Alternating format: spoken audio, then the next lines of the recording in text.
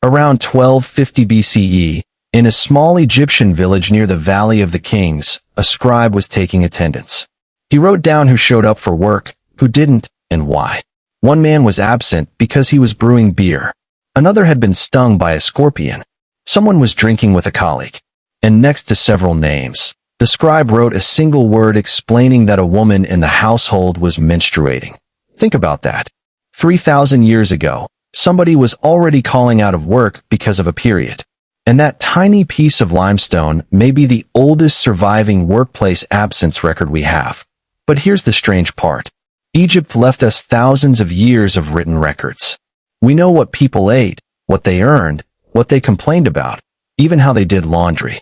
Yet we don't have a clear Egyptian instruction manual saying exactly what women used during their periods.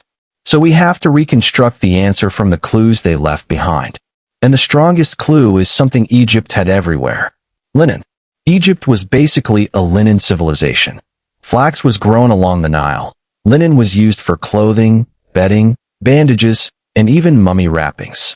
And Egyptian medical texts show that folded and rolled linen was already being used inside the body for medical treatments. So while we don't have a surviving object labeled menstrual pad, the technology was absolutely there. Soft cloth. Fold it. Roll it. Place it where needed. Wash it. Use it again. And in places like Deir el-Medina, laundry was even part of the village's organized work.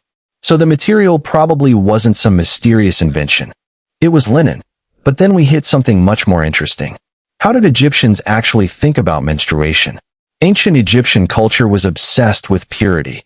Priests shaved their bodies, washed constantly, wore linen, and used natron, a naturally occurring salt, as a cleansing and preserving material. And here's the weird linguistic connection. The Egyptian word associated with menstruation appears connected to the same conceptual category as this purifying substance. Now, that does not mean Egyptians simply thought periods were holy. It's more complicated.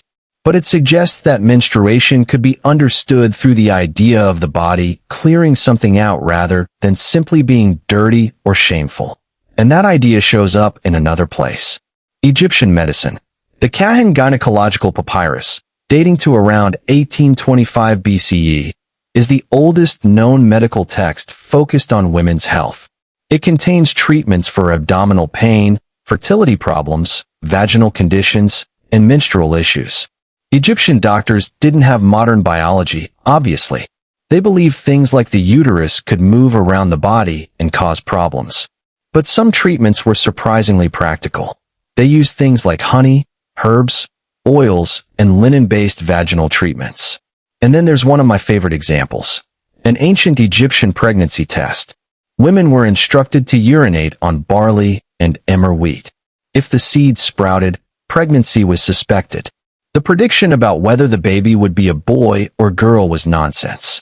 But the strange part is that researchers tested the underlying idea thousands of years later.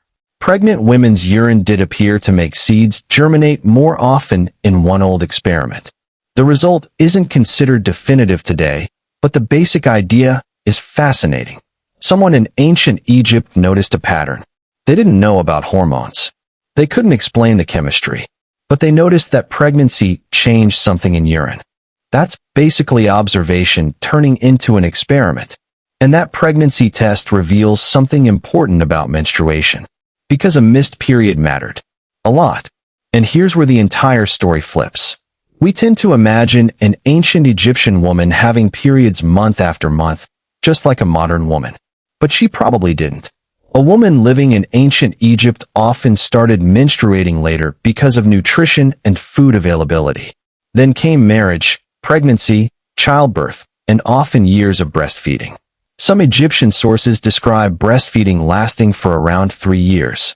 And frequent breastfeeding can suppress ovulation. So instead of hundreds of menstrual cycles across a lifetime, an ancient woman may have experienced far fewer. Her period wasn't necessarily the constant monthly background of adult life that we're used to thinking about. It could be the interruption between pregnancies and breastfeeding.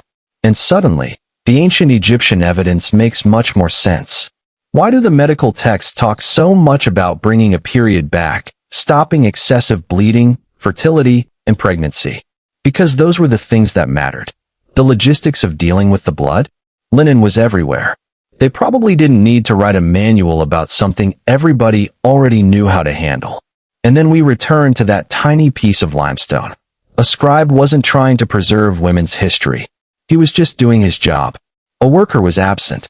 His household had a problem. So he wrote it down. The pharaohs built enormous tombs because they wanted to be remembered for thousands of years. But those monuments tell us what powerful people wanted remembered. The tiny limestone shard tells us something different. It accidentally preserves a moment of ordinary life. A man didn't show up for work. A woman in his household was menstruating. And someone, thousands of years ago, thought that was important enough to write down. Nobody carved her name into a temple. She got one word on a broken piece of stone. And somehow, that was enough to make her survive 3,000 years.